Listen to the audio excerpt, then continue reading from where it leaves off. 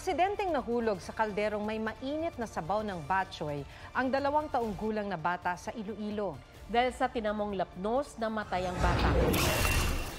Hindi inakala ni Janet Gallardo na mainit na sabaw ang magiging dahilan ng pagkamatay ng 2 taong gulang niyang anak. Habang naghahanda ng pagkain sa lamay ng kanyang kaanak sa Carles, Iloilo noong August 8, hindi raw niya napansin na naglalaro sa kanyang likuran ang bunsong anak na si Kaiden. Nagulat daw siya na nakapasok na sa kaldero ng batchoy ang bata. Nadulas umano ang bata at na-shoot sa kalderong nasa sahig. Nabatyagan ko na lang, nakibot ako nga nagugampal sa ma'am, nakasulod, nakita ko saya, nagapungko na siya sa kaldero nga may saba mo tugin bakit ko sa dali, kagin nangayo ko tabang. Paglilinaw ni Janet, hindi kumukulo ang sabaw noon dahil 1 oras na ang nakalipas mula nang maihango ito sa kalan. Pero dahil mainit pa rin, 4th-degree burns ang tinamo ng bata. Naisugod siya sa ospital pero binawian ang buhay nitong Martes. Comment nga, amo na ako nung ginabayan ko ng bata ko, nga misulod-tugig ko sa kaldero, aba Diyos ko, gatulo pa lang luwa ko sa mga comments ang tao.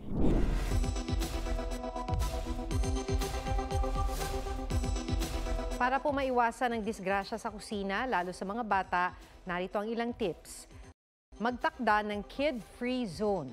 Turuan ng mga bata na huwag lumapit sa lugar ng lutuan.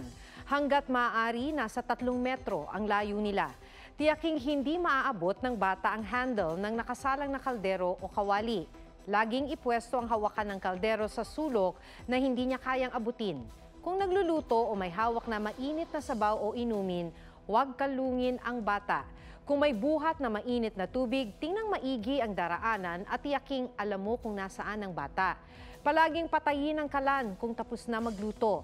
Mainam ding magkaroon ng fire extinguisher sa kusina. Ilagay sa matataas na lugar ang mga kutsilyo, gunting at iba pang matutulis na bagay. Pati na mga panlinis gaya ng dishwashing soap.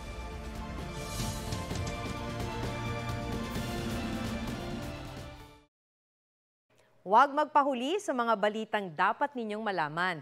Mag-subscribe sa GMA Integrated News sa YouTube.